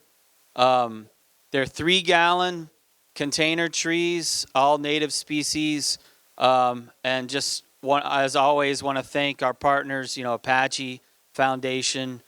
We have Keep Terrebonne Beautiful is going to be doing a demonstration on how to plant a tree. La Terre Master Gardeners, LSU Ag Center, and the Garden Club will be out there to help with their volunteers. And then finally, we have the Nature Conservancy is very generous. They're doing a tree inventory master plan. They'll have information about that there, but they're also going to be planting, I think it's 45 trees in 4 parks across the parish, 2 on the west side and 2 on the east side. So all that's going to be happening in the next few months. That guy loves some trees. Go get some trees from him this weekend. All right. That's all. Thank you all again for coming. Stay tuned for a couple channels we showed you, whether Facebook or text messages, for more information as things happen in our parish. And God bless.